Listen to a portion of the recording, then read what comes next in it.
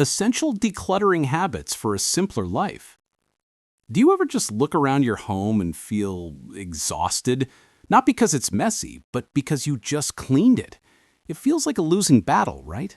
You dream of having a peaceful, organized home, but it seems like you're constantly fighting off clutter that always comes back.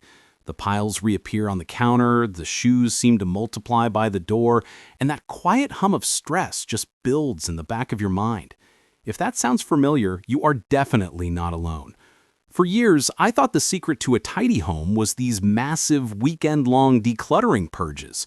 The ones fueled by a ton of coffee and sheer willpower. I figured I just wasn't a naturally organized person.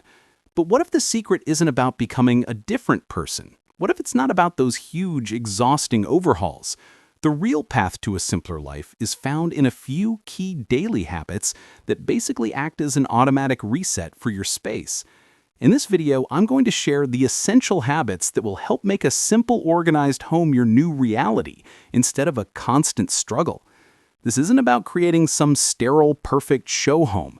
It's about creating a space that actually supports you, calms your mind, and gives you back your time and energy for the things that really matter. Before starting, consider liking and subscribing to Senior Decluttering Diaries. Your feedback encourages us to bring more decluttering tips to simplify your life. Habit 1. The foundational habit. A home for everything.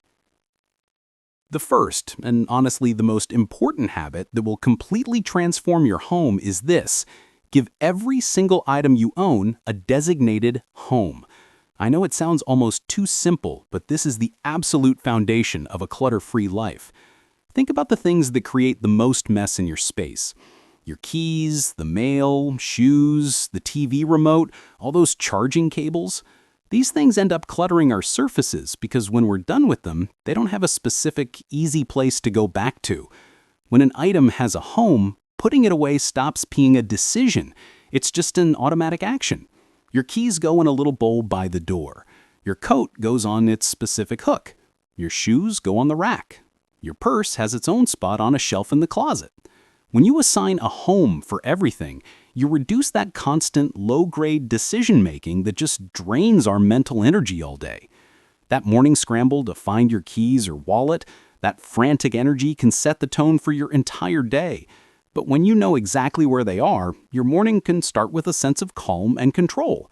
Start small with this. You don't need to label your entire house today. Just pick one thing that's always causing clutter. Is it that pile of mail on the dining table? Get a simple letter tray and make that its new home. From now on, that's where mail goes. Once you feel the peace that comes from this one small change, you'll naturally want to find homes for other things. This one habit stops clutter before it even starts, creating a system that finally works for you instead of against you. Habit 2. The daily reset. Tidy high-impact areas. The second essential habit is to spend just 10 to 15 minutes each day tidying the most high-impact areas of your home. These are the flat surfaces that have the biggest effect on how you feel in your space. Your kitchen counters, the coffee table, the dining table, and the entryway. When these key areas are clear, your entire home feels more organized and peaceful, even if the closets are still a work in progress. This isn't about deep cleaning, it's just a quick reset. Before you go to bed, or maybe first thing in the morning, set a timer for 10 minutes. In the kitchen, put away any dry dishes, give the counters a quick wipe, and put things back in their designated homes. In the living room, fluff the pillows, fold the blankets, and clear any mugs or glasses. There was a study from Princeton University that found our physical environment directly impacts our ability to focus and our mental health. Basically, a cluttered space bombards our brains with too much information, which makes it harder to relax and think clearly. By resetting these key surfaces every day, you're giving your mind a clean slate. You get to wake up not to yesterday's mess, but to a calm environment that invites a peaceful start to the day. It prevents that feeling of overwhelm that happens when little messes pile up into one giant, intimidating project. This little nightly reset is a powerful form of self-care. It's like a promise to yourself that you deserve to live in a space that feels restful and under control. This small, consistent effort pays off big time in mental clarity and reduced stress. Habit 3, the power of one. The one in, one out rule. Our next habit is a powerful mindset shift that acts as a gatekeeper for your home. The one in, one out rule. So many of us are great at decluttering, but then we immediately fill that new empty space with more stuff. Clutter is always knocking at the door. This habit helps you keep things in balance. The rule is simple. Every time a new item comes into your home, one similar item has to leave. You bought a new pair of jeans? It's time to go through your closet and donate a pair you haven't worn in a year. Got a new coffee mug as a gift? The chipped one at the back of the cabinet has to go. This habit makes you so much more mindful about what you buy. Before you bring something home, you have to ask yourself, what am I willing to let go of to make room for this? It really helps stop that mindless accumulation in its tracks.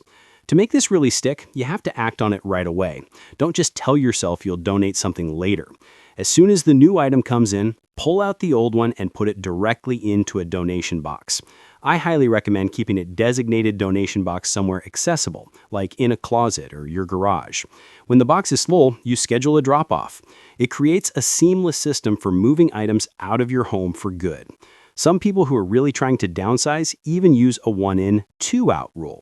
This habit isn't about depriving yourself, it's about curating your life. It ensures you're consciously choosing to be surrounded only by things you truly need, use, and love. We're about halfway through, and I really hope you're already feeling a little more empowered. If these ideas are clicking with you, I would love it if you drop a comment below. What is the one area in your home, that one clutter hotspot that creates the most stress for you? Is it the paper piles, the closet, the kids' toys? Sharing your struggle not only helps me create better videos for you, but it lets everyone else here know that they aren't alone on this journey. Let's support each other. Habit 4, the 1-minute rule. This next habit is so simple, but it is completely transformative. It's called the 1-minute rule, a concept from author Gretchen Rubin.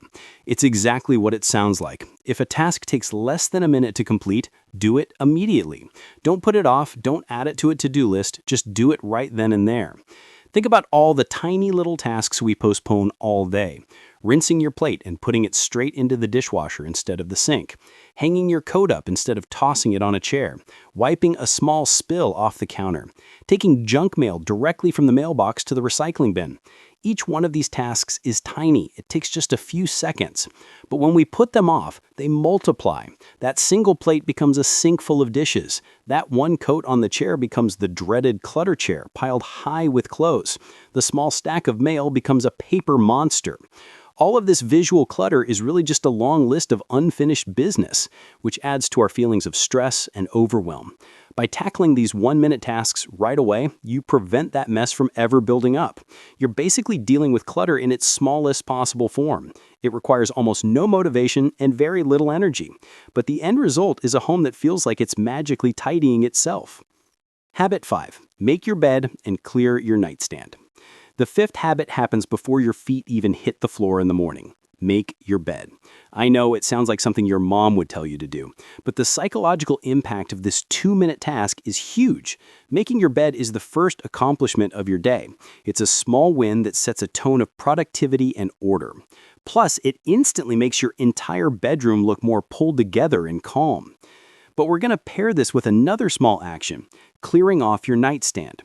Your bedroom should be a sanctuary for rest, but for a lot of us, the nightstand is a chaotic mess of water glasses, old books, tangled cords, and lotions. That's the last thing you see before you fall asleep, and the first thing you see when you wake up. A cluttered nightstand can lead to a cluttered mind, making it harder to truly relax. So take 1 minute each morning as you make your bed to just reset your nightstand. Put away the book, take the empty glass to the kitchen, and give the surface a quick wipe. Try to only keep the bare essentials there: a lamp, whatever you're currently reading, and maybe a glass of water for the night.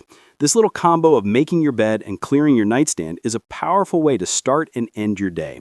It kicks off your morning with a sense of accomplishment and closes out your evening in a serene space that's actually designed for rest. Habit 6. Let go with gratitude.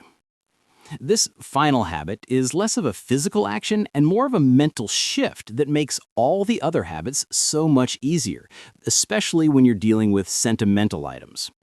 The habit is to practice letting go with gratitude. One of the biggest things that holds us back from decluttering is the guilt and emotion tied to our stuff. We keep clothes that don't fit because we feel guilty about the money we spent. We keep gifts we don't even like because we don't want to hurt the giver's feelings. We hold on to things from our past because we're afraid of losing the memory that's attached to them. The next time you decide to let an item go, take a moment to hold it and actively thank it. This practice, made famous by Marie Kondo, might feel a little silly at first, but it is incredibly powerful. Acknowledge the role that item played in your life. For the dress that no longer fits, you can say, "Thank you for making me feel beautiful at that wedding." For the gift from a friend, "Thank you for showing me I was loved." For your child's outgrown baby clothes, "Thank you for keeping my baby warm and for these precious memories." This small act of gratitude helps you separate the physical thing from the memory or the emotion. It lets you honor the purpose it served in your life and then release it without feeling guilty. You're acknowledging its value and now you're letting it go so it can either serve someone else or simply free up space in your life for who you are today.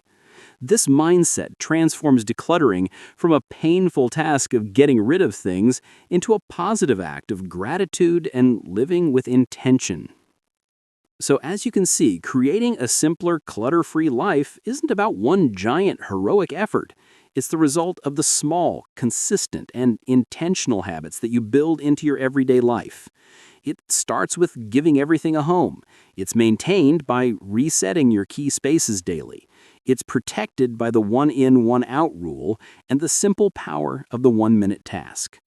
And it's all made possible by a mindset of gratitude that lets you let go of what no longer serves you. The goal here is not perfection. Life is busy and it's messy. The real goal is to build a system that makes it easier to hit the reset button. It's all about progress, not perfection. Please don't feel like you need to start all of these habits at once. That would be completely overwhelming, which is the exact feeling we're trying to avoid. Just pick one. Maybe starting tomorrow, you'll just commit to making your bed. Or maybe you'll finally create a home for your keys and your phone.